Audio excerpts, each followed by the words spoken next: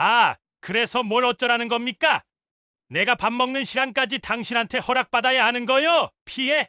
무슨 피해? 당신같이 팔자 좋게 비싼 차나 끌고 다니는 사람이 뭘 그리 바쁘다고 유난이야? 보아하니 어디 회사 다니는 모양인데 농땡이 치다 늦었으면 상사한테 깨질까봐 그러나? 아니, 이 여자가 보자 보자 하니까 내가 내 돈 내고 밥 먹겠다는데 당신이 뭔데 명령질이야? 알람 소리가 악몽처럼 귓가를 파고들었습니다. 차민서는 이불 속에서 간신히 팔을 뻗어 요란하게 울리는 스마트폰 알람을 껐어요. 평소보다 30분이나 늦은 시간이었지요. 어젯밤 뒤늦게 발견한 프레젠테이션 자료의 오류를 수정하느라 새벽녘에야 잠이 든 탓이었습니다. 오늘이 바로 그 중요한 발표 날인데 민서는 벌떡 몸을 일으켰습니다. 머릿속이 하얗게 비는 듯한 불안감이 엄습했죠. 그녀는 평범한 중견기업의 마케팅팀에서 일하는 7년 차 회사원이었어요. 엄청난 성공 가도를 달리는 것은 아니었지만 맡은 일은 꼼꼼하게 처리한다는 평판을 얻고 있었습니다. 하지만 오늘 발표는 단순한 실무 보고가 아니었지요. 회사의 사활이 걸린 신규 프로젝트의 첫 관문이나 다름없는 자리였습니다. 팀장은 물론 임원들까지 참석하는 중요한 발표였기에 민서는 몇 주 동안 이 발표에 매달려 왔습니다. 그런데 시작부터 삐걱거리는 느낌이 영 좋지 않았어요. 샤워는 거의 물만 끼얹는 수준으로 끝냈고 화장은 평소의 절반 시간도 걸리지 않았습니다. 옷장 앞에서 잠시 고민하다 가장 깔끔하고 신뢰감을 주는 네이비색 정장을 골라 입었죠. 냉장고에서 차가운 생수 한 병을 꺼내 단숨에 들이켜고 식탁 위에 놓인 어제 먹다 남은 빵 조각을 입에 쑤셔 넣었습니다. 맛을 느낄 겨를도 없었어요. 현관문을 나서며 스마트폰으로 교통정보를 확인하니 설상가상으로 출근길 정체가 평소보다 심하다는 알림이 떠 있었습니다. 한숨이 절로 나왔습니다. 제발 오늘 하루만 무사히. 민서는 엘리베이터 버튼을 누르며 작게 중얼거렸어요. 지하 주차장으로 내려간 민서는 자신의 애지중지하는 소형 SUV에 시동을 걸었습니다. 부드러운 엔진음이 불안한 마음을 조금은 달래주는 듯 했지요. 하지만 주차장을 빠져나와 도로에 들어서자마자 그 위안은 순식간에 사라졌습니다. 도로는 이미 거대한 주차장이나 다름없었어요. 빨간 후미등의 행렬은 끝이 보이지 않았고 성급한 경적 소리들이 여기저기서 신경질적으로 울려 퍼졌습니다. 민서는 핸들을 쥔 손에 힘을 주며 가다 서다를 반복했습니다. 1분이 10분처럼 느껴지는 시간이었죠. 라디오에서는 경쾌한 음악이 흘러나왔지만 민서의 귀에는 그저 소음으로 들릴 뿐이었어요. 옆 차선에서 갑자기 끼어드는 차량 때문에 급브레이크를 밟기도 했습니다. 심장이 철렁 내려앉는 순간이었죠. 아, 정말 왜들 이러는 거야? 자신도 모르게 짜증 섞인 목소리가 터져나왔습니다. 룸미러에 비친 자신의 얼굴은 잔뜩 굳어 있었어요.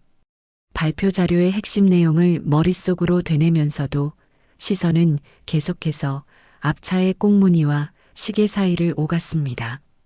예상 도착 시간은 점점 늦춰지고 있었고 민서의 초조함은 극에 달했습니다. 이러다 정말 지각하는 건 아닐까? 발표 시작 전에 최종 점검할 시간도 없을지 모른다는 생각에 손바닥이 축축해지는 것을 느꼈습니다. 천만다행으로 회사 근처에 도착했을 때는 발표 시작 20분 전이었습니다. 하지만 마지막 관문이 남아 있었죠. 바로 주차였습니다. 회사 건물 주차장은 이미 만차였고 근처 공영 주차장으로 향하는 차들의 줄도 길게 늘어서 있었습니다. 민서는 일단 회사 주변 골목을 돌기 시작했습니다. 어딘가 한 자리쯤은 있겠지. 하지만 그런 기대는 금세 깨졌어요. 골목길 양옆은 이미 불법 주차된 차들로 가득했고 어쩌다 빈 공간처럼 보이는 곳은 어김없이 가게 앞 주차 금지 구역이거나 소화전 옆이었습니다. 이마에 식은땀이 맺히기 시작했죠. 시간을 확인하니 이제 15분밖에 남지 않았습니다. 이대로라면 정말 발표장에 뛰어들어가야 할 판이었습니다. 바로 그때 민서의 눈에 한 줄기 빛처럼 보이는 공간이 들어왔습니다. 식당과 상점들이 늘어선 좁은 골목 안쪽, 건물과 건물 사이에 움푹 들어간 작은 공간이었어요. 누군가 잠시 주차했다가 나간 듯 기적처럼 비어 있었습니다. 합법적인 주차 공간인지 잠시 망설였지만 주변에 주차 금지 표지판도 없었고 다른 차들의 통행을 방해하는 위치도 아니었습니다. 그래, 여기라도. 민서는 서둘러 차를 몰아 조심스럽게 후진했습니다. 공간이 워낙 협소해서 몇 번이나 핸들을 돌려야 했지요. 삑삑삑. 후방 감지기 소리가 다급하게 울렸지만 민서는 신중하게 차를 밀어 넣었습니다. 마침내 차가 완전히 주차 공간 안으로 들어갔을 때 민서는 안도의 한숨을 길게 내쉬었어요. 이제 남은 시간은 10분.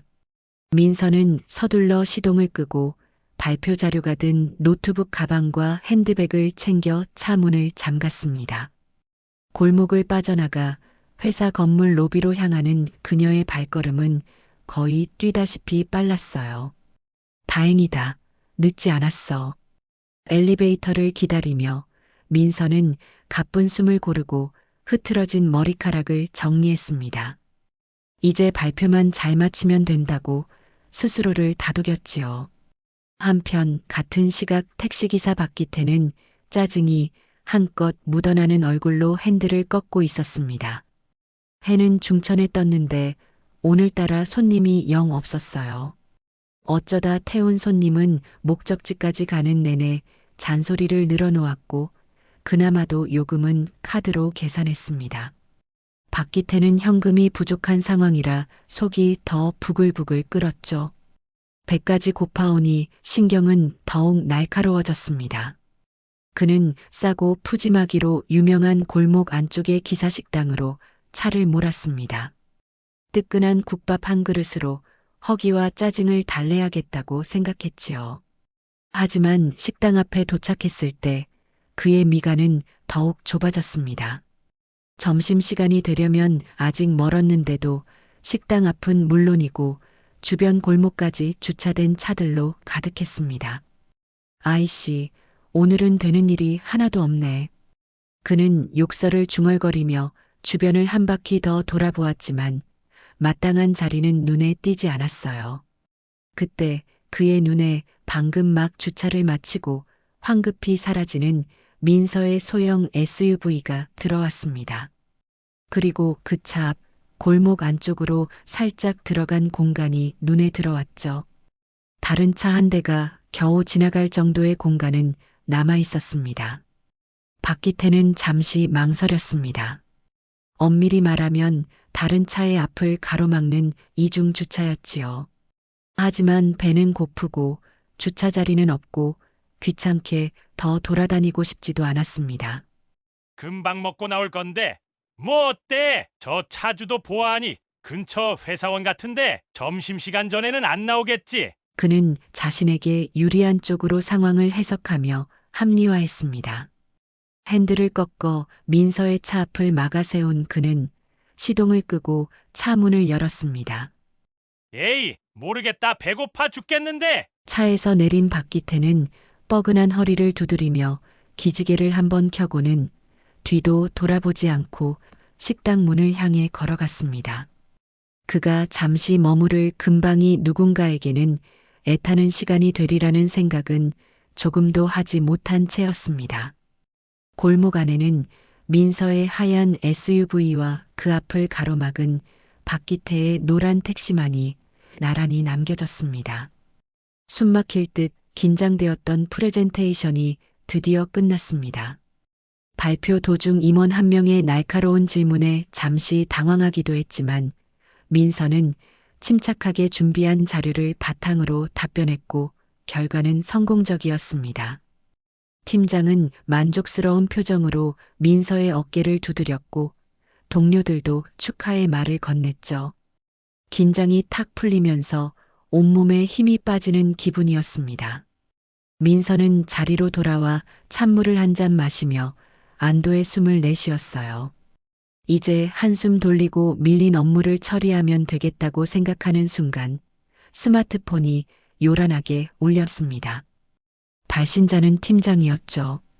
차민서 씨, 발표 수고했어요. 근데 미안하지만 지금 바로 외근 좀 나가줘야겠어요. 네. 팀장님, 갑자기 어디? 거래처에서 긴급 요청이 들어왔어요. 오늘까지 마무리해야 하는 계약건인데 최종 확인 단계에서 문제가 좀 생긴 모양이에요. 차민서 씨가 직접 가서 상황 파악하고 해결해야 할 것 같아요. 아주 중요한 건입니다. 민서의 얼굴에서 핏기가 가시는 듯 했습니다. 겨우 큰 산 하나를 넘었다고 생각했는데 더 급하고 중요한 일이 터진 것이었죠.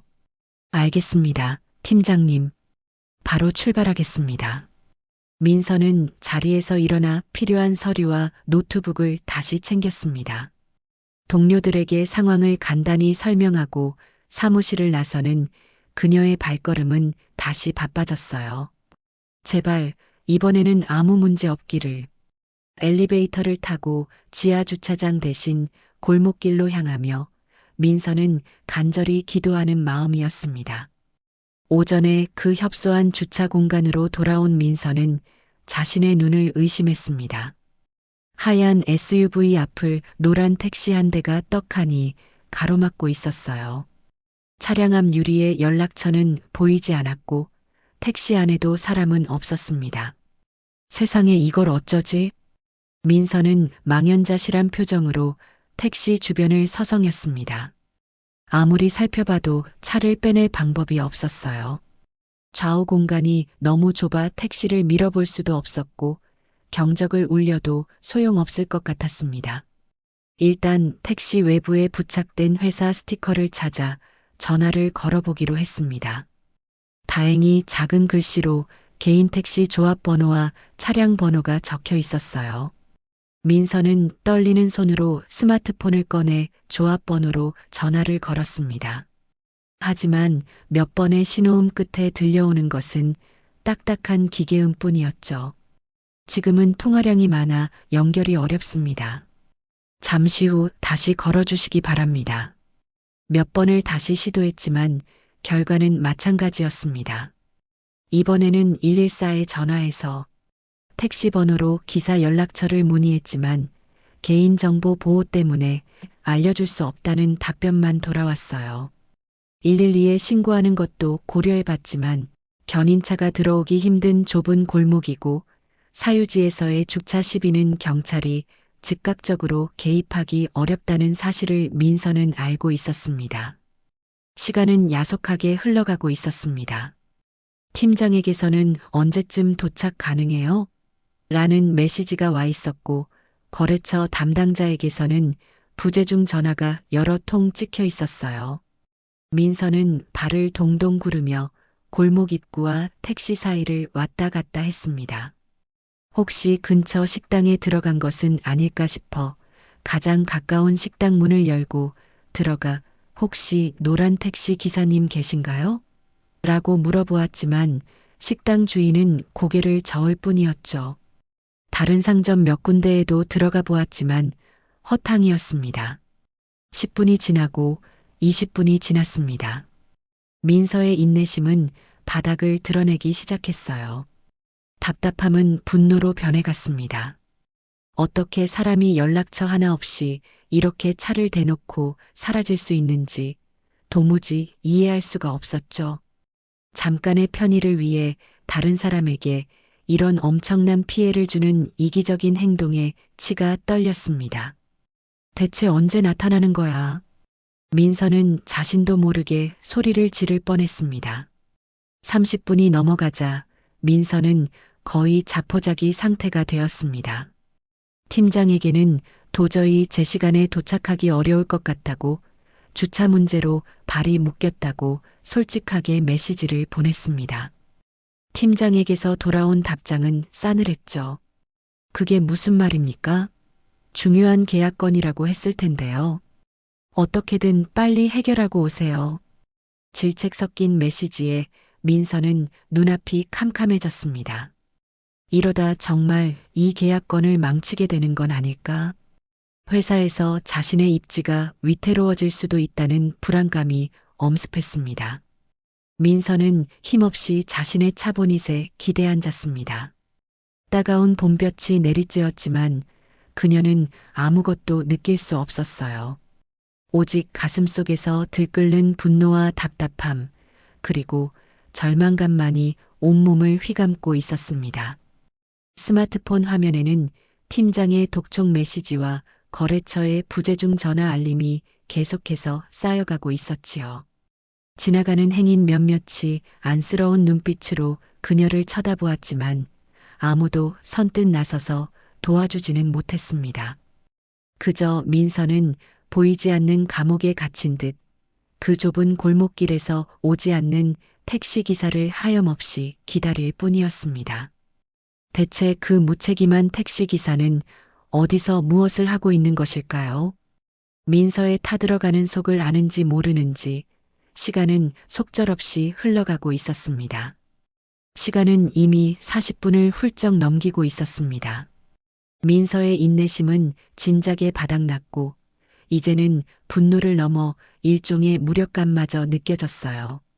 스마트폰 액정에는 팀장의 독촉 메시지가 벌써 3개나 더 쌓여 있었고 거래처 담당자의 부재중 전화는 5통을 넘어가고 있었습니다. 이쯤 되니 중요한 계약이고 뭐고 모든 것을 포기하고 싶은 심정마저 들었지요. 어쩌면 그냥 택시를 잡아타고 거래처로 가야 하는 건 아닐까. 하지만 지금 여기서 택시를 잡는다고 해도 약속 시간은 이미 늦었고 돌아와서 이 차는 또 어떻게 한단 말인가. 민서는 이러지도 저러지도 못하는 상황에 발만 동동 굴렀습니다. 골목길 벽에 기대앉아 멍하니 하늘만 바라보았어요. 파란 하늘과 따사로운 햇살이 오늘따라 원망스럽게 느껴졌습니다. 바로 그때였어요. 저쪽 골목 입구 식당 문이 열리며 한 남자가 느긋하게 걸어 나왔습니다. 배가 부른 듯 만족스러운 표정으로 이쑤시개를 입에 물고 있었죠. 틀림없이 민서의 차 앞을 막아선 택시의 기사, 박기태였습니다. 민서는 자기도 모르게 벌떡 일어섰습니다. 드디어 나타났다는 안도감과 너무나 태평해 보이는 그의 모습에 대한 분노가 동시에 치밀어 올랐어요. 박기태는 식당 문 앞에서 잠시 서서 하늘을 한번 쳐다보고는 소화도 시킬 겸 담배나 한 대 피울까 하는 표정으로 주머니를 뒤적였습니다. 그러다 문득 자신의 택시 앞에 서 있는 민서를 발견했지요. 그의 미간이 살짝 찌푸려졌습니다. 아직도 있었네? 뭐야? 차 빼달라는 건가? 그는 전혀 미안한 기색 없이 오히려 귀찮다는 듯한 표정으로 민서를 향해 어슬렁어슬렁 걸어왔습니다. 민서는 치밀어 오르는 화를 애써 누르며 최대한 차분한 목소리로 말을 꺼냈어요. 기사님, 지금 몇 시인 줄 아세요? 제가 기사님 차 때문에 40분 넘게 기다렸어요. 급한 일이 있어서 빨리 가봐야 합니다. 하지만 박기태의 첫마디는 사과가 아니었습니다. 그는 입에 물고 있던 이쑤시개를 퇴뱉으며 신경질적으로 대꾸했어요. 아, 그래서 뭘 어쩌라는 겁니까? 내가 밥 먹는 시간까지 당신한테 허락받아야 하는 거요? 그의 목소리에는 짜증과 불만이 가득했습니다. 민서는 어이가 없었습니다. 허락을 받으라는 게 아니잖아요. 연락처라도 남겨두셨어야죠. 기사님 때문에 지금 제가 얼마나 큰 피해를 보고 있는지 아세요? 민서의 목소리가 저도 모르게 높아졌습니다. 박기태는 민서의 말에 코웃음을 쳤습니다. 피해? 무슨 피해? 당신같이 팔자 좋게 비싼 차나 끌고 다니는 사람이 뭘 그리 바쁘다고 유난이야? 그는 민서의 옷차림과 차를 위아래로 훑어보며 노골적으로 비아냥거렸어요. 보아하니 어디 회사 다니는 모양인데 농땡이 치다 늦었으면 상사한테 깨질까 봐 그러나? 민서는 그의 말에 얼굴이 화끈 달아오르는 것을 느꼈습니다. 어떻게 초면에 사람을 이렇게 함부로 대할 수 있는지 믿을 수가 없었어요. 말씀이 너무 심하시네요. 제가 뭘 하든 기사님이 상관할 바 아니고 지금 중요한 건 기사님의 불법 주차 때문에 제가 약속 시간에 늦었다는 겁니다. 당장 차 빼세요. 아니, 이 여자가 보자 보자 하니까 내가 내 돈 내고 밥 먹겠다는데 당신이 뭔데 명령질이야? 박기태는 오히려 눈을 부라리며 큰 소리를 쳤습니다. 그리고 이게 왜 불법 주차야? 잠깐 세워둔 거 가지고 당신 차가 뭔 대단한 차라고 길이라도 막았나? 그는 자신의 행동이 뭐가 문제냐는 듯 뻔뻔한 태도를 유지했습니다. 주변을 지나가던 몇몇 사람들이 힐끔거리며 쳐다보았지만 누구 하나 나서서 말리는 사람은 없었어요. 오히려 싸움 구경이라도 난 듯 흥미로운 눈빛으로 지켜보는 이들도 있었습니다. 민서는 더 이상 이 사람과 말이 통하지 않는다는 것을 깨달았습니다. 됐고요. 빨리 차나 빼주세요. 더 이상 시간 낭비하고 싶지 않으니까. 그녀는 단호하게 말하며 박기태를 노려보았습니다. 박기태는 그런 민서의 태도가 마음에 들지 않는다는 듯 혀를 차며 마지못해 자신의 택시 운전석으로 향했습니다. 에이, 재수없게 시리 별꼴 다 보겠네. 그는 차에 타면서까지 혼잣말로 불평을 늘어놓았습니다. 시동을 거는 소리가 유난히 거슬리게 들렸죠. 그는 일부러 그러는 듯 아주 느릿느릿 차를 움직이기 시작했습니다. 핸들을 몇 번이나 껐다 켰다 하며 시간을 끄는 것처럼 보이기까지 했어요. 그 짧은 순간이 민서에게는 영겁처럼 느껴졌습니다. 마침내 택시가 움직여 민서의 차가 빠져나갈 공간이 확보되었습니다. 민서는 더 이상 박기태와 눈도 마주치고 싶지 않아 곧바로 자신의 차 운전석에 올랐습니다. 시동을 걸고 엑셀러레이터를 밟아 골목을 빠져나오면서 룸미러로 슬쩍 박기태를 보았어요. 그는 여전히 창문을 내리고 민서 쪽을 향해 못마땅한 표정으로 뭐라고 중얼거리고 있었습니다. 골목을 완전히 빠져나온 민서는 잠시 대로변에 차를 세웠습니다. 핸들을 잡은 손이 부들부들 떨리고 있었어요. 심장은 아까부터 미친 듯이 뛰고 있었고 얼굴에서는 열이 났습니다. 분노와 모멸감 그리고 억울함이 뒤섞여 눈물이 핑 돌았습니다. 중요한 계약건을 앞두고 이게 무슨 날벼락이란 말인가. 그녀는 잠시 눈을 감고 심호흡을 했습니다. 진정하자, 차민서. 여기서 무너지면 안 돼. 겨우 마음을 추스른 민서는 다시 차를 출발시켰습니다. 약속 장소까지는 아직도 꽤 달려야 했고 이미 약속 시간은 훌쩍 지나 있었습니다. 과연 거래처 담당자가 기다려줄지 아니면 이대로 모든 것이 끝나버릴지 민서는 불안한 마음으로 운전대를 잡았습니다. 그 와중에도 아까 찍어둔 박기태의 택시 번호와 얼굴 사진은 잊지 않고 저장해 두었어요.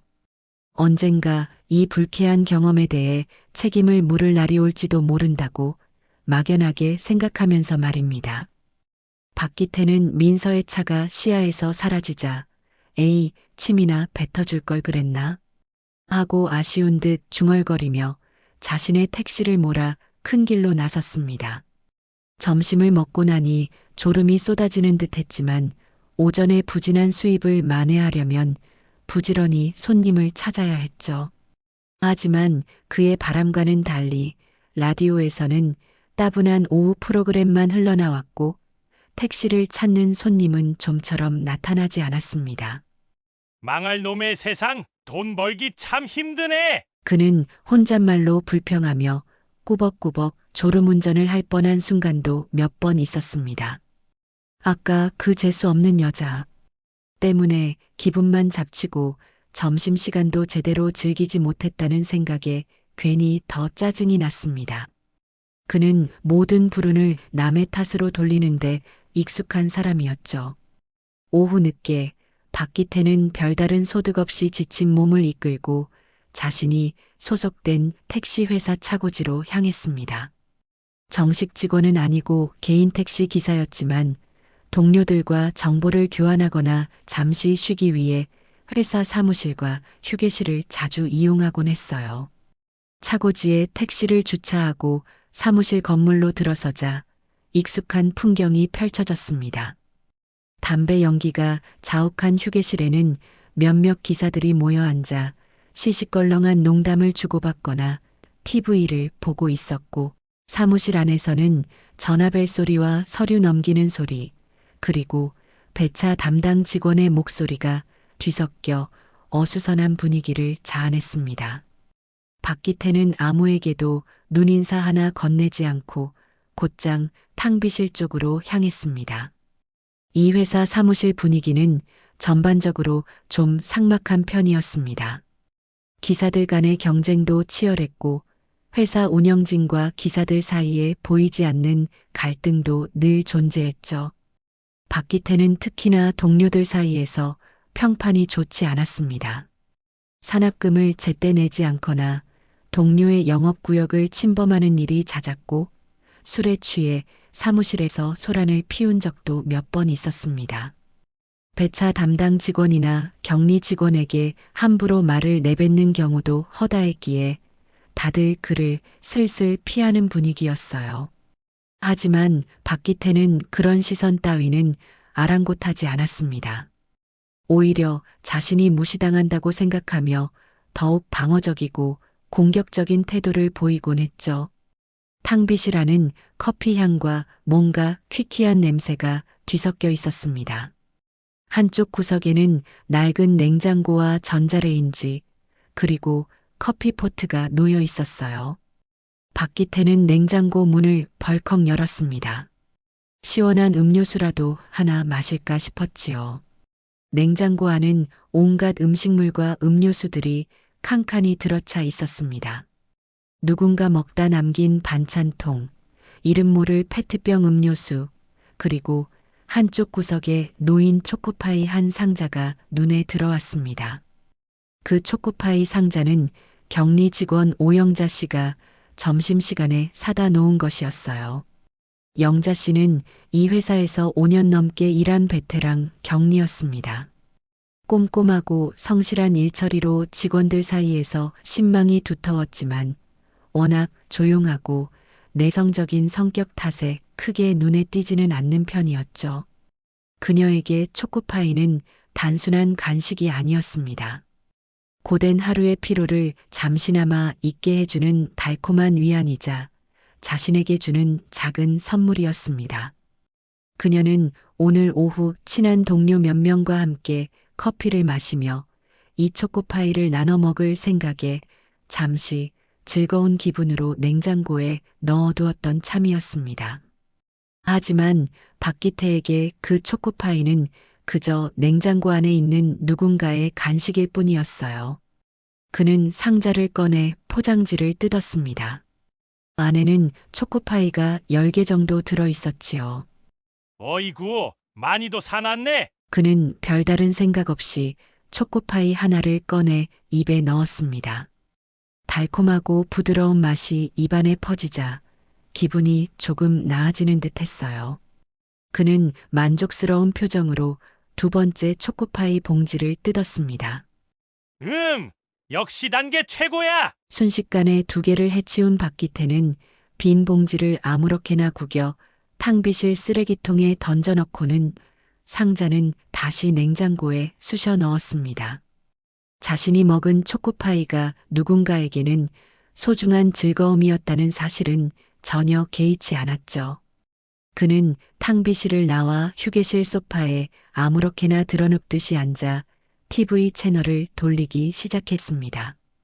그의 머릿속에는 곧 다가올 영자 씨의 실망과 분노는 전혀 존재하지 않았습니다. 그저 오늘 하루 운수가 더럽게 없었다는 생각과 빨리 퇴근해서 소주나 한잔하고 싶은 마음뿐이었어요. 회색빛 사무실 공간에는 박기태의 무신경함과 이기심이 검은 그림자처럼 드리워지고 있었습니다. 오후 3시가 조금 넘은 시각, 택시 회사 사무실에는 나른함과 피로감이 공기처럼 내려앉아 있었습니다. 경리 오영자 씨는 막 복잡한 월말 정산 서류 작업을 일단락 찍고 뻐근한 목을 돌렸어요. 컴퓨터 화면을 오래 들여다봤더니 눈이 뻑뻑하고 머리도 지끈거렸습니다. 바로 이럴 때 필요한 것이 달콤한 휴식이었죠. 그녀는 오늘 아침 자신에게 주는 작은 선물로 사다 놓은 초코파이를 떠올리며 입가에 희미한 미소를 지었습니다. 친한 동료인 미경 씨와 잠깐 커피 타임을 가지며 나눠 먹을 생각이었어요. 미경 씨, 잠깐 커피 한잔 할래요? 내가 맛있는 거 가져왔는데. 영자 씨는 옆자리 미경 씨에게 윙크하며 속삭였습니다. 미경 씨도 기다렸다는 듯이 환하게 웃으며 고개를 끄덕였죠. 두 사람은 잠시 하던 일을 멈추고 탕비실로 향했습니다. 탕비실 입구에서 영자 씨는 냉장고 문을 열며 말했어요. 짜잔, 오늘 나의 소확행. 그러나 냉장고 안을 들여다본 영자 씨의 얼굴은 순간 굳어버렸습니다. 자신이 넣어둔 초코파이 상자가 열려 있었고 그 안이 휑하게 비어 보였기 때문이었죠. 내가 몇 개 사왔더라. 그녀는 분명 12개들이 한 상자를 사와서 그대로 넣어두었던 것으로 기억했습니다. 상자를 꺼내 확인해 보니 안에는 초코파이가 8개밖에 남아있지 않았어요. 2개가 아니라 4개나 사라진 것이었습니다. 이상하다. 내가 잘못 기억했나? 영자 씨는 고개를 갸웃거렸습니다. 혹시 다른 직원이 먹었을 수도 있다고 생각했지만 보통 누군가의 간식을 먹을 때는 미리 물어보거나 메모라도 남겨두는 것이 사무실의 암묵적인 룰이었습니다. 왜 그래요, 영자 씨? 미경 씨가 영자 씨의 표정을 살피며 물었습니다. 아니, 초코파이가 몇 개 없어져서요. 혹시 누가 먹었는지 못 봤어요? 글쎄요. 난 못 봤는데. 아까 박기태 기사님이 탕비실에 한참 있던 것 같긴 하던데. 미경 씨가 무심코 던진 말에 영자 씨의 심장이 덜컥 내려앉는 기분이었습니다. 설마 하는 생각이 머리를 스쳤죠. 영자 씨는 미경 씨에게 잠시만 기다리라고 말하고는 휴게실 쪽으로 고개를 돌렸습니다. 아니나 다를까 휴게실 소파에는 박기태가 거의 드러눕다시피 한 자세로 앉아 TV를 보고 있었습니다. 그의 옆 테이블에는 커피 자국과 함께 구겨진 초코파이 봉지 2개가 보란듯이 놓여 있었어요. 그것도 아주 익숙한 바로 그 초코파이 봉지였습니다. 영자 씨는 순간 피가 거꾸로 솟는 것을 느꼈습니다. 단순히 과자 몇 개 없어진 것의 문제가 아니었어요. 남의 물건을 함부로 대하는 그의 태도, 그리고 과거에도 몇 번이나 있었던 그의 무례하고 이기적인 행동들이 떠오르며 분노가 치밀어 올랐습니다. 참아야 하나? 아니, 이번에는 그냥 넘어갈 수 없어. 영자 씨는 잠시 망설였지만 이내 결심한 듯 휴게실로 걸어 들어갔습니다. 그녀는 떨리는 목소리를 가다듬고 최대한 침착하게 말을 꺼냈어요. 저기, 박기태 기사님. TV에 시선을 고정한 채 건성으로 왜? 하고 대답하는 박기태의 목소리에는 귀찮음이 잔뜩 묻어 있었습니다. 혹시 아까 탕비실 냉장고에 있던 초코파이 기사님이 드셨어요? 영자 씨의 목소리는 그녀의 의지와는 다르게 살짝 떨리고 있었습니다. 그 말에 박기태는 고개를 돌려 영자 씨를 쳐다보았습니다. 그의 눈빛에는 뭘 그런 걸 묻냐는 듯한 짜증과 황당함이 서려 있었죠. 먹었으면 뭐 그깟 과자 쪼가리 가지고 사람 성가시게 왜 이래? 그의 목소리는 처음부터 날이 서 있었습니다. 영자 씨는 그의 적반하장 태도에 할 말을 잃을 뻔했지만 용기를 내어 다시 말했습니다. 그거 제가 사다 놓은 거예요. 드실 거면 미리 말씀을 하시든가 아니면 최소한.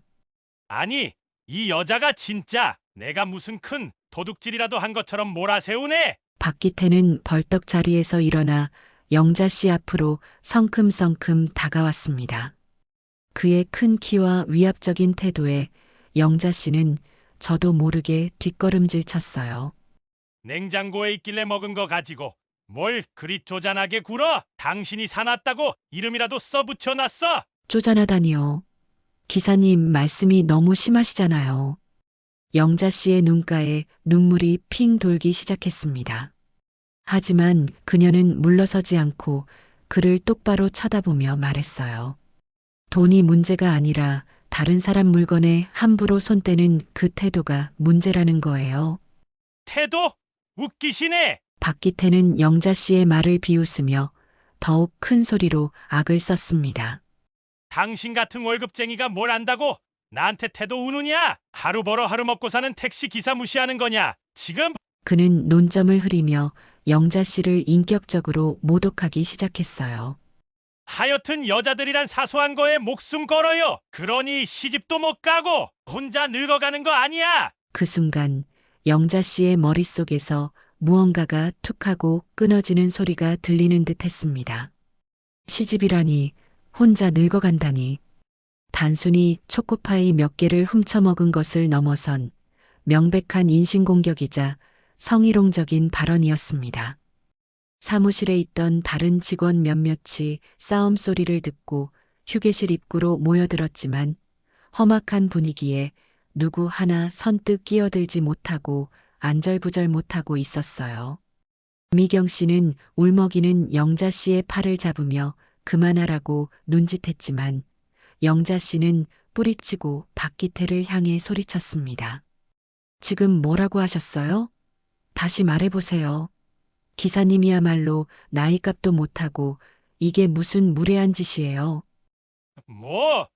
무례? 이 여편너가 진짜 맞고 싶나? 박기태는 주먹을 불끈 쥐며 위협적인 자세를 취했습니다. 바로 그때 사무실 관리팀장이 소란을 듣고 달려왔습니다. 아니, 이게 무슨 소란입니까? 박 기사님, 오영자 씨, 두 분 다 진정하세요. 팀장이 박기태와 영자 씨 사이를 막아서며 겨우 상황을 중재하려 했지만 이미 엎질러진 물이었습니다. 영자 씨는 터져나오는 울음을 참지 못하고 휴게실을 뛰쳐나가 화장실로 달려갔습니다. 박기태는 여전히 분이 풀리지 않는 듯 별것도 아닌 거 가지고 사람 잡네. 진짜. 라며 팀장에게까지 불평을 늘어놓았습니다. 화장실 칸 안에 몸을 숨긴 영자 씨는 흐느껴 울기 시작했습니다. 서러움과 분노, 그리고 수치심이 온몸을 휘감는 듯 했죠. 고작 초코파이 4개 때문에 이런 모욕을 당해야 하다니. 하지만 그녀를 더욱 비참하게 만든 것은 박기태의 뻔뻔한 태도와 그를 제대로 제지하지 못하는 회사 동료들, 그리고 어쩌면 이 일이 그냥 이렇게 유야무야 덮여버릴지도 모른다는 현실이었습니다. 그녀는 흐르는 눈물을 닦으며 거울 속 자신의 비참한 모습을 바라보았습니다. 아니, 이렇게 끝낼 수는 없어. 그녀의 눈빛이 차갑게 변하기 시작했습니다. 박기태의 그 오만하고 추악한 얼굴을 떠올리며 영자 씨는 마음속 깊은 곳에서부터 단단한 결심이 움트는 것을 느꼈습니다. 이번만큼은 절대로 그냥 넘어가지 않으리라고. 반드시 그 대가를 치르게 하리라고 말입니다. 화장실에서 한참을 울고 난 뒤 영자 씨는 퉁퉁 부은 눈으로 자리로 돌아왔습니다. 사무실 공기는 여전히 어색하고 무겁게 가라앉아 있었죠. 동료들은 애써 그녀의 눈치를 보며 위로의 말을 건네려 했지만 영자 씨는 그 어떤 말도 귀에 들어오지 않았습니다. 그녀의 머릿속은 오직 조금 전 겪었던 끔찍한 모욕과 박기태에 대한 분노로 가득 차 있었어요. 박기태는 이미 자리를 뜬 후였지만 그의 추악한 말들은 마치 메아리처럼 귓가에 맴돌았습니다. 쪼잔하다, 시집도 못 가고 혼자 늙는다, 맞고 싶냐. 단순한 절도 문제를 넘어선 명백한 인격살인이었습니다. 영자 씨는 지난 5년간 이 회사에서 겪었던 일들을 떠올렸습니다. 박기태는 처음부터 문제였습니다. 술에 취해 사무실에 들어와 행패를 부린 적도 있었고 다른 기사들과 주먹 다짐 직전까지 간 적도 여러 번이었죠. 사소한 규정 위반은 일상이었고 동료 직원들에게 반말과 막말을 일삼는 것도 하루 이틀 일이 아니었습니다. 그때마다 관리팀장은 좋은 게 좋은 거라며 어물쩍 넘어가거나 박기태에게 가벼운 경고를 주는 선에서 마무리하곤 했어요. 영자 씨 자신도 몇 번 그의 무례한 언행에 불쾌감을 느꼈지만 일이 커지는 것이 싫어 참고 넘겼던 적이 많았습니다. 하지만 오늘은 달랐습니다. 사람들 앞에서 당한 공개적인 모욕과 위협은 그녀의 마음에 깊은 상처를 남겼고 더 이상 침묵해서는 안 된다는 생각을 하게 만들었죠. 회사에 정식으로 문제 제기를 해야 할까? 영자 씨는 잠시 고민했습니다. 하지만 이내 고개를 저었어요. 관리팀장이 이번에도 박기태를 두둔하거나 솜방망이 처벌로 끝낼 것이 뻔했습니다. 어쩌면 오히려 자신에게 왜 일을 크게 만드냐, 좋게 좋게 넘어가라며 회유하려 들지도 몰랐습니다. 회사 내에서는 정의를 기대하기 어렵다는 절망감이 그녀를 덮쳤습니다. 그렇다면 방법은 하나뿐이었습니다. 회사 외부의 힘, 바로 법의 힘을 빌리는 것이었죠. 고소. 내가 과연 할 수 있을까? 소송이라는 단어는 평범한 회사원인 영자 씨에게 너무나 멀고 무겁게 느껴졌습니다. 시간도 오래 걸릴 것이고 비용도 만만치 않을 터였습니다. 어쩌면 사람들은 고작 초코파이 4개 때문에 소송까지 거는 자신을 이상하게 생각하거나 비웃을지도 몰랐습니다. 박기태가 보복이라도 하면 어쩌나 하는 두려움도 슬그머니 고개를 들었죠. 친한 동료 미경 씨에게 자신의 생각을 털어놓자 그녀 역시 걱정스러운 얼굴로 말했습니다. 영자 씨, 마음은 알겠는데 박 기사 그 사람 보통 아니잖아요. 괜히 긁어부스럼 만드는 거 아닐지 걱정돼요. 그냥 이번만 참고 넘기는 게. 동료의 진심 어린 걱정에도 불구하고 영자 씨의 마음은 흔들리지 않았습니다. 오히려 자신의 결심은 더욱 확고해졌어요. 이것은 단순히 초코파이의 문제가 아니라 자신의 존엄성을 지키기 위한 싸움이었습니다. 여기서 물러선다면 앞으로도 자신은 계속해서 부당한 대우를 참고 살아야 할지도 몰랐습니다. 그녀는 인터넷을 통해 절도죄, 모욕죄, 소액심판 청구 등의 키워드를 검색하기 시작했습니다. 법률 용어는 어렵고 절차는 복잡해 보였지만 그녀는 포기하지 않고 관련 정보들을 꼼꼼히 읽어내려갔습니다. 변호사 상담 비용이 부담스러웠기에 일단 혼자서 소송을 진행할 수 있는 방법을 찾아보기로 했죠. 대한법률구조공단이나 무료 법률 상담 서비스에 대한 정보도 수집했습니다. 다음 날부터 영자 씨는 조용히 증거 수집에 나섰습니다. 가장 중요한 것은 당시 상황을 입증할 객관적인 자료였어요. 그녀는 먼저 관리팀의 사무실 휴게실 CCTV 영상 열람을 요청했습니다. 처음에는 회사 내부 일이니 조용히 해결하자며 난색을 표하던 팀장도 영자 씨의 단호한 태도에 결국 CCTV 영상을 확인할 수 있도록 허락해 주었습니다. 다행히 CCTV에는 박기태가 냉장고에서 초코파이를 꺼내 먹는 장면과 이후 영자 씨와 언쟁을 벌이며 위협적인 행동을 하는 모습까지 일부 녹화되어 있었습니다. 영자 씨는 해당 영상 파일을 확보했습니다. 다음은 목격자 진술이었습니다. 당시 휴게실 입구에 모여있던 동료들에게 조심스럽게 증언을 부탁했어요. 대부분은 박기태와의 관계가 껄끄러워질 것을 우려해 망설였지만 평소 영자 씨의 성실함을 알고 지지해주던 미경 씨를 포함한 2명의 동료가 기꺼이 사실 확인서를 작성해 주기로 했습니다. 그들은 박기태가 영자 씨에게 퍼부었던 폭언과 모욕적인 말들을 최대한 객관적으로 기록해 주었죠. 영자 씨는 자신이 초코파이를 구매했던 편의점에 들러 카드 결제 영수증도 다시 발급받았습니다. 이것은 박기태의 명백한 절도 행위를 입증하는 중요한 증거가 될 터였습니다. 증거들을 하나하나 모으고 정리하면서 영자 씨는 두려움 대신 차분함과 용기를 되찾아갔습니다. 그녀는 더 이상 눈물 흘리는 피해자가 아니었어요. 자신의 권리를 찾기 위해 싸우는 당당한 주체였습니다. 모든 준비를 마친 그 주 금요일 오후 영자 씨는 월차를 내고 관할 법원으로 향했습니다. 민원실 창구에 소액심판 청구 소장을 접수하면서 그녀는 앞으로 펼쳐질 길고 힘든 싸움을 예감했습니다. 하지만 동시에 잘못된 것을 바로잡기 위해 내딛는 이 첫걸음이 결코 헛되지 않으리라는 강한 믿음을 느꼈습니다. 법원 문을 나서는 영자 씨의 발걸음은 그 어느 때보다 단단하고 결연해 보였습니다. 그녀의 싸움은 이제 막 시작된 것이었죠. 오영자 씨가 박기태를 상대로 소액심판 청구 소송을 제기한 지 약 2달의 시간이 흘렀습니다. 그 사이 박기태에게는 법원으로부터 정식으로 소환장이 발송되었죠. 처음 우편함에서 딱딱한 법원 서류 봉투를 발견했을 때 박기태는 이것이 무엇인지 잠시 어리둥절했습니다. 설마 했던 일이 실제로 벌어진 것이었지요. 봉투를 뜯어 소환장의 내용을 확인한 그의 얼굴은 황당함과 불쾌감으로 일그러졌습니다. 허!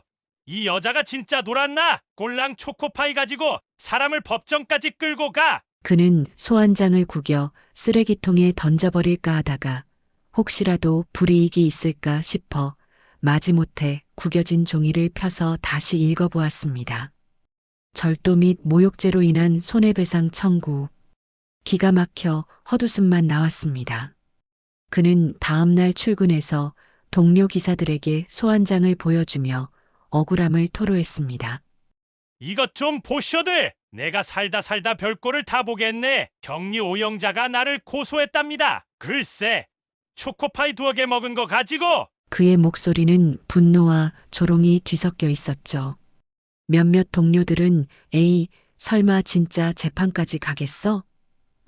오영자 씨가 너무 예민하게 구는 거 아니야? 라며 박기태의 편을 드는 듯 했지만 대부분은 터질 것이 터졌다는 표정으로 슬쩍 자리를 피하거나 침묵을 지켰습니다. 평소 박기태의 행실을 잘 아는 이들은 영자 씨의 심정을 이해하면서도 박기태의 심기를 건드리고 싶지 않아 애써 외면하는 분위기였어요. 박기태는 그런 동료들의 반응에 더욱 기분이 상했습니다.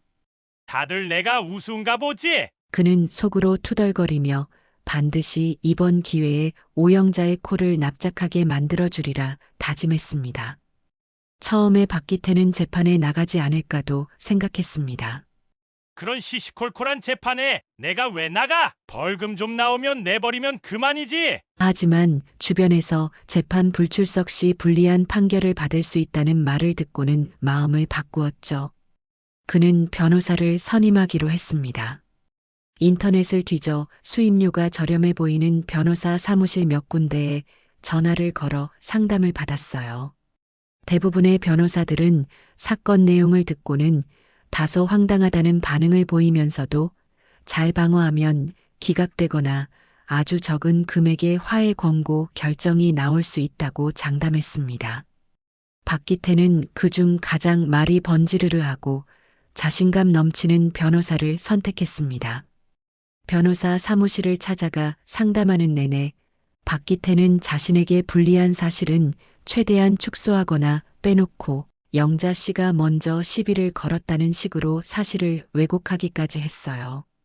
변호사는 박기태의 말만 믿고 걱정 마십시오. 이런 사건은 제가 전문입니다.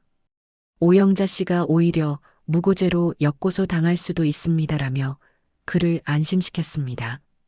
박기태는 그 말을 철석같이 믿고 이제 모든 것이 해결되었다는 듯 다시 오만한 태도로 돌아갔습니다. 재판 날짜가 다가올수록 그는 오히려 영자 씨가 법정에서 망신당할 모습을 상상하며 킬킬거리기까지 했죠. 반면 오영자 씨에게 재판 날짜가 다가오는 하루하루는 살얼음판을 걷는 듯한 긴장의 연속이었습니다. 그녀는 낮에는 평소처럼 회사에서 묵묵히 업무를 처리했지만 퇴근 후 집에 돌아오면 밤늦도록 소송 관련 서류들을 검토하고 예상되는 질문과 답변을 준비했습니다. 인터넷으로 소액 재판 절차나 법정 예절 등을 찾아보며 혹시 실수라도 할까봐 노심초사했죠.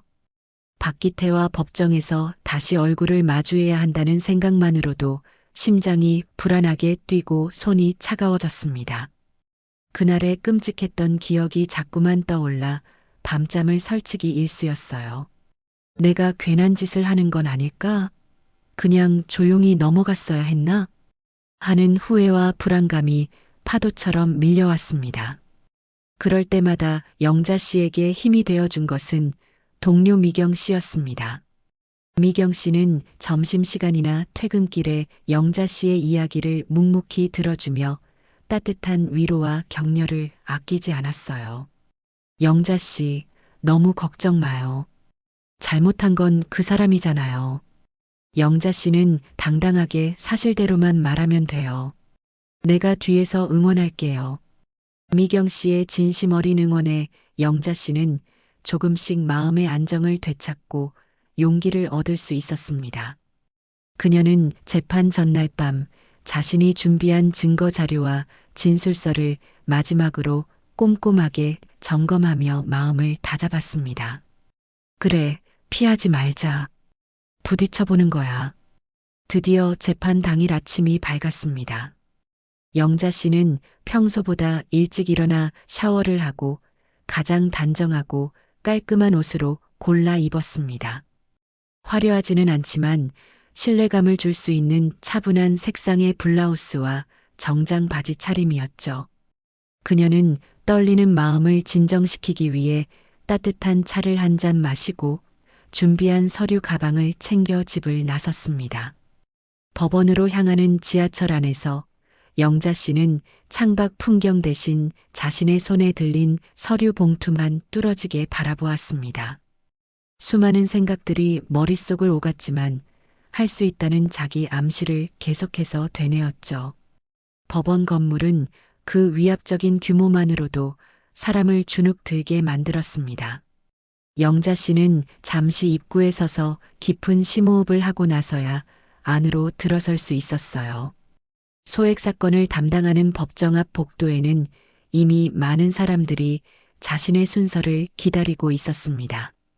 서로 돈 문제로 얼굴을 붉히는 사람들, 이혼 소송 때문에 지친 표정의 부부, 그리고 영자 씨처럼 무언가 억울함을 호소하려는 듯 보이는 사람들까지 각양각색의 사연을 품은 이들이 만들어내는 무겁고 침체된 공기가 복도 전체를 감돌았습니다.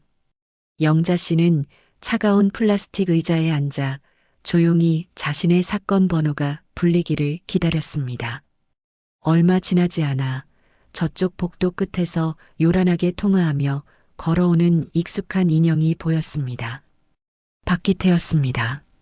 그는 값비싸 보이는 하지만 어딘가 어울리지 않는 번쩍이는 양복을 입고 있었고 옆에는 서류 가방을 든 변호사가 동행하고 있었죠. 박기태는 복도에 앉아있는 영자 씨를 발견하고는 잠시 걸음을 멈추고 그녀를 향해 경멸과 조롱이 뒤섞인 미소를 흘렸습니다. 영자 씨는 애써 그의 시선을 피하며 고개를 숙였어요. 하지만 심장은 아까보다 훨씬 더 빠르게 뛰기 시작했습니다. 박기태는 보란 듯이 큰 소리로 변호사와 이야기를 나누며 영자 씨 근처를 서성거렸습니다. 아이고, 변호사님, 저 여자 좀 보시오. 지가 뭘 잘했다고 저렇게 와서 앉아 있는지. 아주 콩밥을 먹여줘야 정신을 차리지. 그의 목소리는 복도 전체에 울려 퍼졌고 주변 사람들의 시선이 잠시 영자 씨에게 쏠렸습니다. 영자 씨는 얼굴이 화끈거리는 것을 느끼며 두 손을 더욱 세게 움켜쥐었습니다. 드디어 법정 문이 열리고 직원이 사건 번호와 당사자들의 이름을 호명했습니다. 원고 오영자 씨, 피고 박기태 씨, 들어오십시오. 영자 씨는 떨리는 다리를 애써 움직여 법정 안으로 들어섰습니다. 박기태와 그의 변호사도 거만한 표정으로 뒤따라 들어왔죠. 법정 내부는 TV 드라마에서 보던 것보다 훨씬 더 작고 현실적이었습니다. 정면 높은 곳에 판사석이 있었고 그 아래로 법원석이 자리가 있었습니다. 원고석과 피고석이 마주보고 있었고 뒤쪽으로는 몇 개의 방청석이 놓여 있었지만 텅 비어 있었습니다. 벽에는 태극기와 법원 휘장이 걸려 있었고 전체적으로 차갑고 엄숙한 분위기가 감돌았습니다. 영자 씨는 원고석에, 박기태와 변호사는 피고석에 자리를 잡고 앉았습니다. 숨막히는 정적이 잠시 흘렀습니다.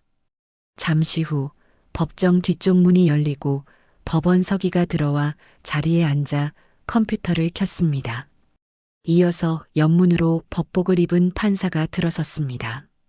모두 자리에서 일어나 주십시오. 서기의 말에 영자 씨와 박기태 측이 자리에서 일어났습니다. 판사는 영자 씨나 박기태보다 훨씬 나이가 많아 보이는 근엄하고 지적인 인상의 중년 남성이었습니다. 그의 이름은 차영준. 그는 피곤한 기색이 역력했지만 날카로운 눈빛만은 살아있었습니다. 그는 천천히 판사석으로 걸어가 자리에 앉으며 법정 안을 한번 쓱 둘러보았습니다. 그의 시선이 영자 씨와 박기태에게 잠시 머물렀지만 그 어떤 감정도 읽을 수 없는 무표정한 얼굴이었죠. 법정 안의 누구도 그가 바로 몇 달 전 박기태에게 막말과 불법 주차로 봉변을 당했던 회사원 차민서의 아버지라는 사실을 꿈에도 알지 못했습니다. 자리에 앉으십시오. 차분하고 무게감 있는 판사의 목소리가 법정 안에 울려 퍼졌습니다. 모두 자리에 앉자 판사는 앞에 놓인 사건 서류를 잠시 검토하기 시작했습니다. 그의 미간에 희미한 주름이 잡혔다가 펴지기를 반복했습니다. 그는 서류에서 눈을 떼고 원고석의 영자 씨를 향해 입을 열었습니다. 원고 오영자 씨, 본인 맞으시죠? 네, 맞습니다. 영자 씨는 떨리는 목소리로 대답했습니다. 판사는 이어서 피고석을 향해 물었습니다. 피고 박기태 씨, 그리고 피고 측 소송 대리인 변호사님 맞으시죠? 박기태는 건성으로 고개를 까딱였고 변호사가 네, 맞습니다. 재판장님. 하고 공손하게 대답했습니다. 본 재판은 원고 오영자 씨가 피고 박기태 씨를 상대로 제기한 손해배상 청구 소송입니다. 판사는 사건 개요를 간략하게 설명하고 재판 절차를 안내했습니다. 그의 목소리는 냉정하고 사무적이었지만 어딘가 모르게 듣는 이를 집중시키는 힘이 있었습니다. 먼저 원고 측부터 청구 원인에 대해 진술해 주시기 바랍니다. 영자 씨는 자리에서 일어나 증인석으로 나아갔습니다. 선서를 하고 자리에 앉은 그녀는 준비해온 진술서를 바탕으로 사건의 경위를 차분하게 설명하기 시작했습니다. 처음에는 긴장해서 목소리가 떨리고 말도 더듬거렸지만 말을 이어갈수록 조금씩 안정을 되찾아갔습니다. 그녀는 초코파이를 사서 냉장고에 넣었던 일 이후 박기태가 허락 없이 초코파이를 먹은 사실을 발견한 일, 그리고 그에게 정중하게 문제를 제기했을 때 돌아온 박기태의 폭언과 모욕적인 언사들을 최대한 객관적으로 진술하려 노력했습니다. 제가 다른 사람 물건에 함부로 손대는 태도가 문제라고 말씀드리자 피고는 저에게 쪼잔하다, 시집도 못 가고 혼자 늙는다 와 같은 인신공격적인 발언을 했습니다. 여러 동료 직원이 있는 앞에서 공개적으로 저를 모욕했고 심지어 맞고 싶냐며 위협적인 태도까지 보였습니다. 영자 씨는 당시 상황을 떠올리며 다시 눈시울이 붉어졌지만 울음을 터뜨리는 대신 목소리에 힘을 주어 말을 이었습니다. 저는 피고의 절도 행위보다도 저의 인격을 짓밟은 그 모욕적인 언행 때문에 더 큰 정신적 고통을 받았습니다. 그래서 이 자리에 서게 된 것입니다. 영자 씨의 진술을 듣는 동안 판사는 시종일관 무표정한 얼굴로 그녀를 응시하며 가끔씩 메모를 했습니다. 그는 영자 씨의 말이 끝나자 몇 가지 질문을 던졌습니다. 원고, 당시 피고가 했던 모욕적인 발언을 들은 다른 동료 직원들이 있다고 했는데 몇 명이나 있었습니까? 네, 대여섯 명 정도 있었습니다. 그중 두 분께는 사실 확인서도 받았습니다. 피고가 맞고 싶냐고 말하며 위협적인 행동을 했다고 했는데 구체적으로 어떤 행동이었습니까? 주먹을 불끈 쥐고 저에게 다가오는 듯한 자세를 취했습니다. 저는 큰 위협을 느꼈습니다. 판사는 더 이상 질문하지 않고 영자 씨에게 자리로 돌아가라고 말했습니다. 다음은 피고 측 변론 차례였습니다. 박기태의 변호사가 일어나 자신감 넘치는 목소리로 변론을 시작했습니다. 존경하는 재판장님, 이 사건은 실체적 진실과는 거리가 먼 원고의 지나친 감정적 대응에서 비롯된 사소한 해프닝에 불과합니다. 변호사는 박기태가 초코파이를 먹은 것은 훔칠 의도가 아니라 사무실 동료들과 나눠 먹기 위해 놓아둔 공용 간식으로 오인했기 때문이라고 주장했습니다. 또한 영자 씨가 주장하는 모욕적인 언사 역시 당시 감정이 격해진 상태에서 나온 가벼운 농담이나 과장된 표현일 뿐 원고의 명예를 훼손하거나 모욕하려는 의도는 전혀 없었다고 간변했습니다. 피고는 평소 성실하게 택시 운전을 하며 생계를 유지하는 선량한 시민입니다. 원고의 일방적인 주장만으로 피고에게 절도와 모욕이라는 무거운 책임을 묻는 것은 심히 부당하다고 사료됩니다. 변호사의 변론이 끝나자 판사는 피고 박기태에게 직접 할 말이 있는지 물었습니다. 박기태는 자리에서 일어나 거만한 표정으로 입을 열었습니다. 재판장님, 저는 정말 억울합니다. 제가 뭘 그렇게 잘못했습니까? 초코파이 그거 얼마나 한다고 제가 훔쳤겠습니까? 그리고 저 여자가 먼저 저한테 시비를 걸었습니다. 제가 좋게 말했는데도 계속 따지고 들길래 저도 모르게 언성이 좀 높아진 것뿐입니다. 무슨 욕을 하고 때릴 것처럼 위협했다는 건 전부 거짓말입니다. 그는 오히려 자신이 피해자라는 듯 뻔뻔하게 주장했습니다. 그의 말투와 태도에는 반성의 기미라고는 조금도 찾아볼 수 없었습니다. 판사는 박기태의 말을 끊지 않고 끝까지 들었습니다. 그리고는 날카로운 눈빛으로 그를 응시하며 질문을 던졌습니다. 피고, 그렇다면 원고가 제출한 CCTV 영상과 동료 직원들의 사실 확인서는 어떻게 설명하시겠습니까? 영상에는 피고가 냉장고에서 초코파이를 꺼내 먹는 장면과 원고에게 언성을 높이는 모습이 담겨 있고 사실 확인서에는 피고가 원고에게 모욕적인 발언을 했다는 내용이 기재되어 있습니다만 박기태는 당황한 기색이 역력했습니다. 변호사가 옆에서 무언가 속삭였지만 그는 제대로 답변하지 못하고 우물쭈물했습니다. 그건 영상이 좀 이상하게 찍힌 겁니다. 그리고 동료들은 저 여자랑 친해서 거짓말하는 거고요. 판사의 미간이 다시 한번 꿈틀거렸습니다. 피고, 지금 법정에서 위증을 하고 있는 겁니까? 증거 자료가 있는데도 사실을 부인하는 겁니까? 판사의 목소리는 낮고 차분했지만 그 안에 담긴 무게감은 법정 전체를 압도했습니다. 박기태는 판사의 추궁에 입을 다물고 고개를 숙였습니다. 이어서 증거 조사가 진행되었습니다. 영자 씨가 제출한 CCTV 영상이 법정 스크린에 재생되었고 동료 직원들의 사실 확인서 내용이 낭독되었습니다. 초코파이 구매 영수증도 증거로 채택되었죠. 박기태 측 변호사는 증거의 신빙성에 대해 이런저런 이의를 제기하려 했지만 판사는 객관적인 증거 앞에서 그의 주장을 받아들이지 않았습니다. 모든 증거 조사가 끝나고 양측의 최종 변론 시간이 주어졌습니다.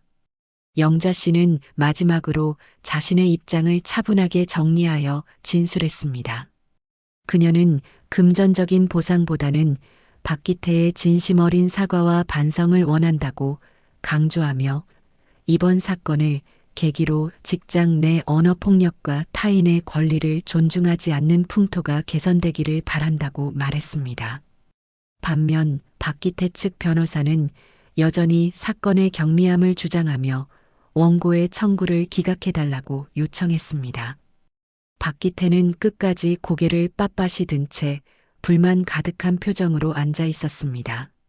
모든 절차가 끝나자 판사는 잠시 서류를 정리하며 생각에 잠기는 듯 했습니다. 법정 안에는 다시 무거운 침묵이 흘렀습니다. 영자 씨는 초조하게 판사의 입만 바라보았고 박기태는 지루하다는 듯 다리를 떨고 있었습니다. 마침내 판사가 고개를 들고 입을 열었습니다. 본 사건에 대한 심리를 모두 마쳤습니다. 판결은 그는 잠시 말을 멈추고 법정 안을 천천히 둘러보았습니다. 그의 시선이 피고석의 박기태에게 마지막으로 한 번 더 머무는 듯 했습니다. 그 짧은 순간 판사의 눈빛에 아주 희미하지만 차가운 분노와 경멸감이 스쳐 지나가는 것을 영자 씨는 본 것 같다고 느꼈습니다. 다음 주 월요일 오후 2시에 이 법정에서 선고하겠습니다. 판사는 그렇게 말하고는 자리에서 일어나 퇴정했습니다. 영자 씨와 박기태, 그리고 변호사도 자리에서 일어나 법정을 나섰습니다. 결과는 아직 알 수 없었지만 영자 씨는 자신이 할 수 있는 최선을 다했다는 생각에 조금은 후련한 기분이 들었습니다. 반면 박기태의 얼굴에는 여전히 불안감보다는 짜증과 불만이 더 크게 서려 있었습니다. 일주일 뒤 과연 법은 누구의 손을 들어줄 것인가? 운명의 시간이 다가오고 있었습니다. 판결 선고까지 남은 일주일은 오영자 씨에게도 박기태에게도 각기 다른 의미로 길고 지루한 시간이었습니다. 영자 씨는 하루에도 몇 번씩 천국과 지옥을 오가는 기분을 느꼈어요. 재판정에서 판사가 박기태의 뻔뻔한 태도를 질책하는 듯했던 순간을 떠올리면 승소에 대한 희망이 부풀어 올랐다가도 그래봤자 초코파이 4개인데 얼마나 큰 벌이 내려질까 하는 현실적인 생각에 인해 불안감에 휩싸이곤 했습니다.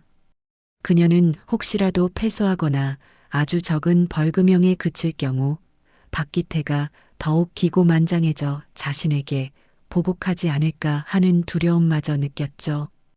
밤에는 잠을 설치고 낮에는 업무에 집중하기 어려웠습니다. 미경 씨는 그런 영자 씨를 옆에서 묵묵히 지지해주며 너무 걱정 마요.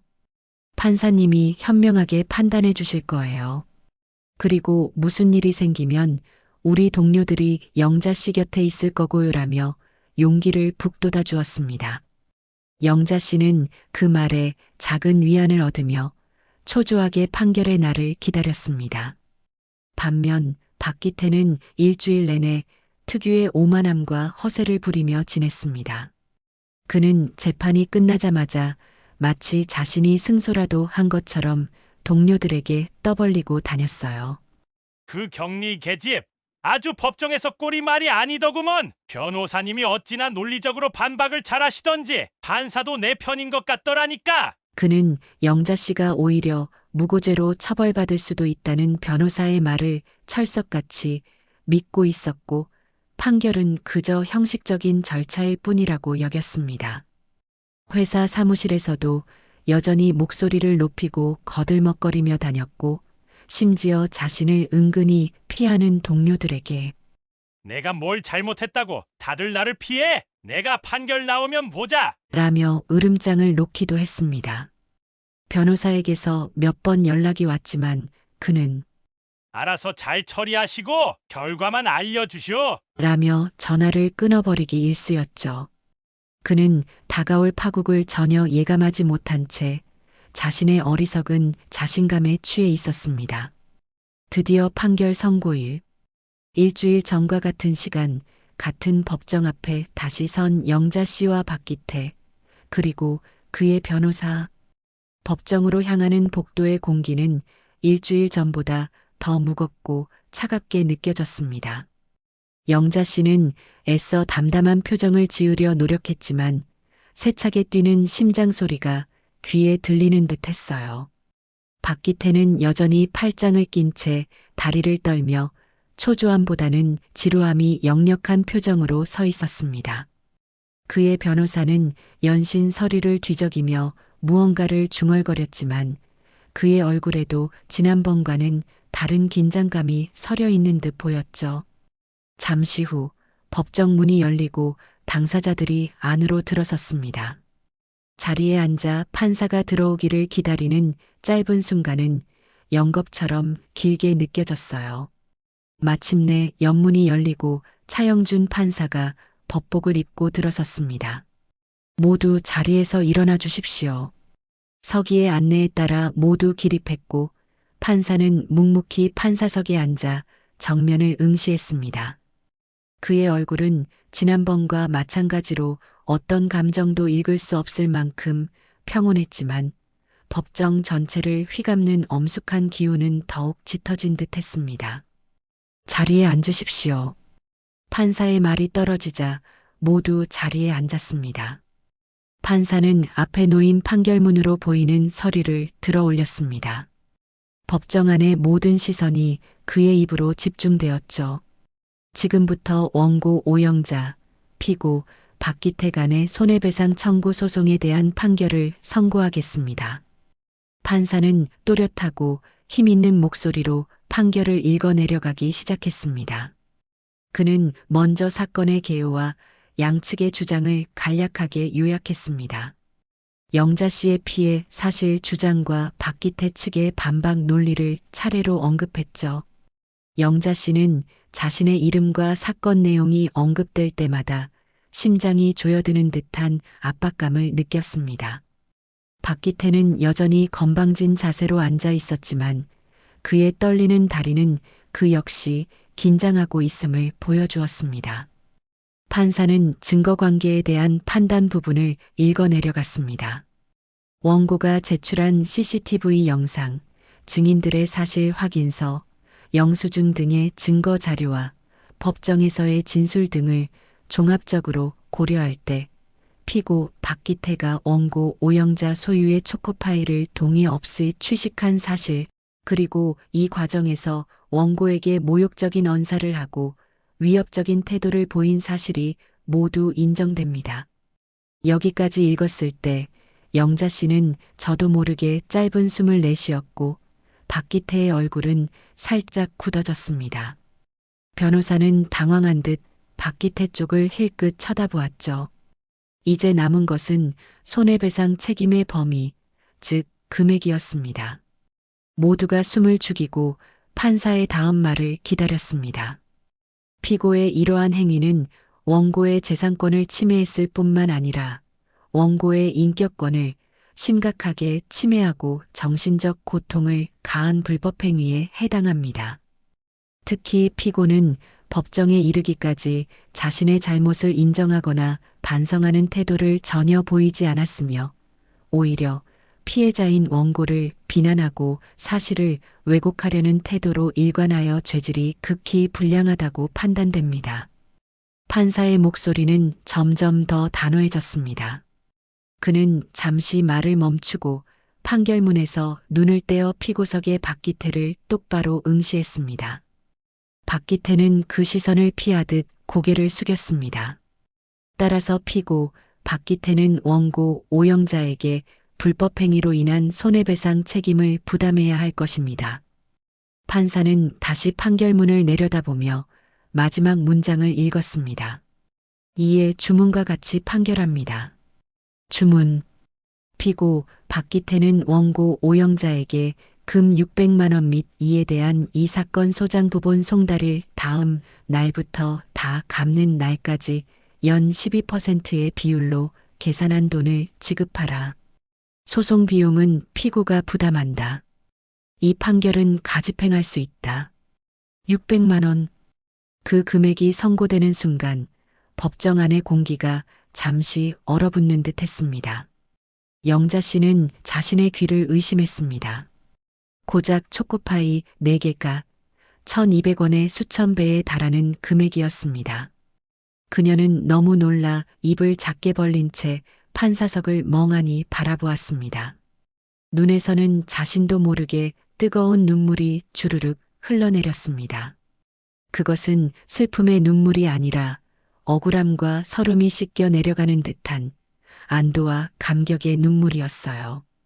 반면 피고석에서는 거의 비명에 가까운 소리가 터져나왔습니다. 뭐라고요? 600만 원? 아니, 판사 양반! 이게 말이 되는 소리요! 박기태는 벌떡 자리에서 일어나 판사석을 향해 고래고래 소리를 질렀습니다. 그의 얼굴은 하얗게 질렸다가 금세 시뻘겋게 달아올랐고 분노와 당혹감으로 온몸을 부들부들 떨고 있었죠. 옆에 앉아있던 변호사 역시 망연자실한 표정으로 굳어 있었습니다. 그 역시 기껏해야 몇십만 원 수준의 벌금이나 화해, 권고를 예상했지 이런 엄청난 금액이 선고되리라고는 상상조차 못했던 것이었습니다. 피고, 정숙하십시오. 판사가 엄중한 목소리로 경고했지만 박기태는 이미 이성을 잃은 듯 했습니다. 이건 미친 판결이야! 내가 뭘 그렇게 잘못했다고 600만 원을 내놓으라는 거요! 판사 당신, 저 여자랑 무슨 관계라도 있는 거 아니오? 그는 판사를 향해 막말까지 퍼붓기 시작했습니다. 경위, 피고를 법정 밖으로 퇴정시키시오. 판사가 단호하게 명령했습니다. 법정 경위 2명이 달려와 흥분한 박기태의 양팔을 붙잡았습니다. 박기태는 이건 나! 억울해! 이 재판 무효야! 라고 외치며 거세게 저항했지만 결국 힘에 밀려 법정 밖으로 끌려나갔습니다. 그의 변호사는 어쩔 줄 몰라 하며 창백해진 얼굴로 고개만 숙이고 있었죠. 법정 안은 순식간에 아수라장이 되었다가 박기태가 사라지자 다시 무거운 침묵만이 감돌았습니다. 판사는 잠시 흐트러진 법복을 정돈하고는 아직도 눈물을 닦고 있는 영자 씨를 향해 비교적 부드러운 목소리로 말했습니다.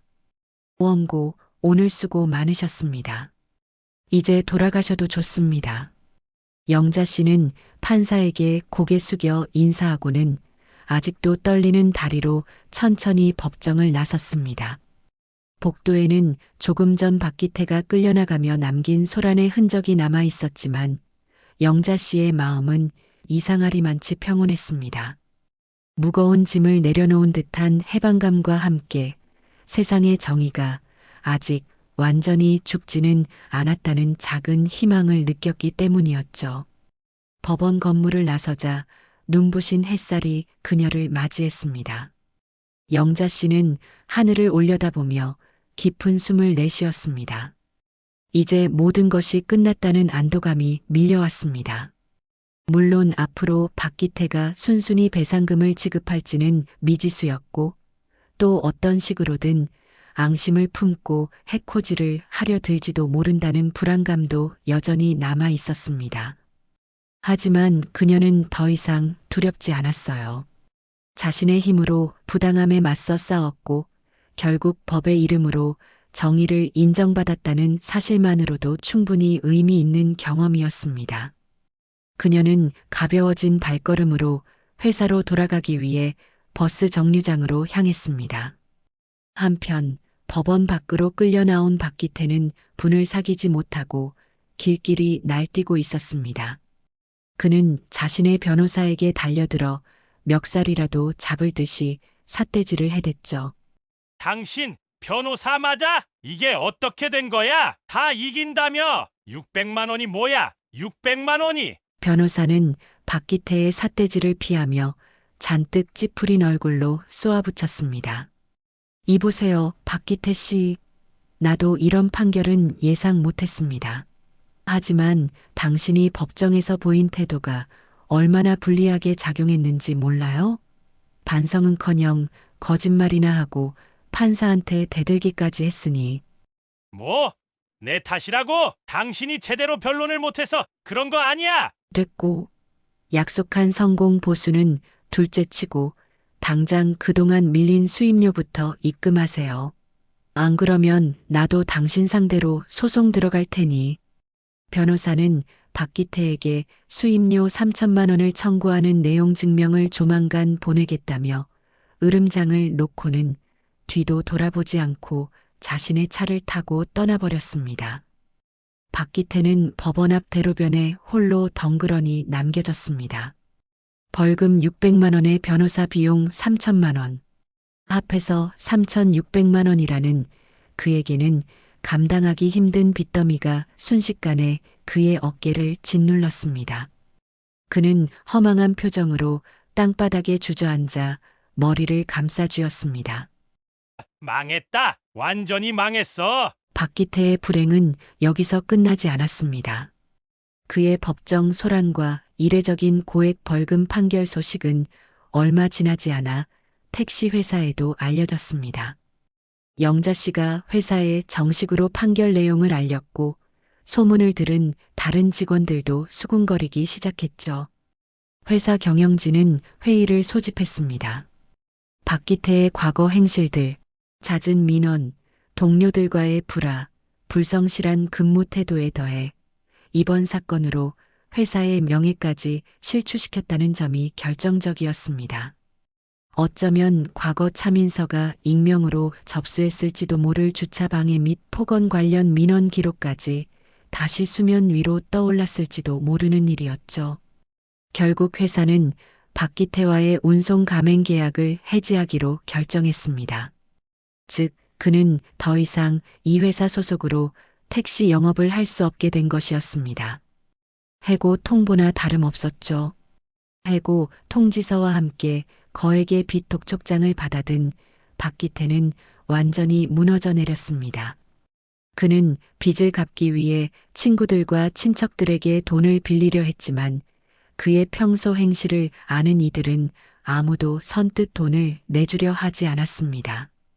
택시 영업도 할 수 없게 되자 당장의 생계마저 막막해졌죠. 한때 번쩍이는 양복을 입고 거들먹거리던 그의 모습은 온데간데없고 술에 절어 초췌하고 남루한 모습으로 동네를 배회하는 신세가 되었습니다. 오만하고 이기적이었던 그의 삶은 그가 무시했던 작은 초코파이 4개 값보다도 못한 가치로 처참하게 추락해버린 것이었습니다. 영자 씨는 회사로부터 박기태가 해고되었다는 소식을 전해 들었습니다. 그녀는 잠시 착잡한 마음이 들었지만 이내 고개를 저었습니다. 자업자득, 인과응보라는 말이 떠올랐기 때문이었죠. 그녀는 판결 이후 동료들로부터 조심스러운 축하와 함께 존경의 눈빛을 받기 시작했습니다. 쉽지 않은 싸움을 이겨낸 그녀의 용기에 다들 박수를 보내주었죠. 영자 씨는 일상으로 돌아와 다시 묵묵히 자신의 업무에 집중했습니다. 마음 한구석의 상처가 완전히 아문 것은 아니었지만 그녀는 이전보다 훨씬 더 단단하고 성숙해진 자신을 발견할 수 있었습니다. 그 주 주말 저녁 차민서는 오랜만에 아버지인 차영준 판사와 단둘이 저녁 식사를 하고 있었습니다. 이런저런 세상 돌아가는 이야기를 나누던 중 차 판사가 문득 생각났다는 듯 입을 열었습니다. 민서야, 아빠가 얼마 전에 좀 특이한 재판을 하나 맡았단다. 무슨 재판인데요, 아빠? 민서가 호기심 가득한 눈으로 물었습니다. 허허, 글쎄다. 택시기사가 회사 동료의 초코파이 몇 개를 훔쳐먹고는 되려 큰 소리치며 욕설을 퍼부어서 고소를 당한 사건이었지. 차 판사는 어이가 없다는 듯 헛웃음을 지으며 말했습니다. 피고인 택시기사의 태도가 어찌나 오만하고 반성의 기미가 없던지 내가 판사 생활하면서도 참 보기 드문 경우였단다. 민서는 아버지의 말을 듣는 순간 숨을 잠시 멈추었습니다. 택시기사, 오만함, 반성 없는 태도. 몇 달 전 자신이 겪었던 끔찍했던 기억과 너무나도 정확하게 겹쳐졌기 때문이었죠. 설마 하는 생각이 그녀의 머릿속을 빠르게 스쳐 지나갔습니다. 그래서 어떻게 됐는데요? 민서가 애써 태어난 척 물었습니다. 괘씸죄를 적용할 수는 없지만 죄질이 워낙 불량해서 법정 최고형에 가까운 벌금을 선고했지. 아마 평생 자신이 뭘 잘못했는지 깨닫지 못할 사람 같더구나. 차 판사는 씁쓸한 표정으로 말했습니다. 타인의 작은 권리라도 함부로 무시하고 제멋대로 행동하는 사람은 언젠가 반드시 그 대가를 치르게 되는 법이야. 민서는 아무 말도 하지 않았습니다. 그저 조용히 아버지를 바라보았죠.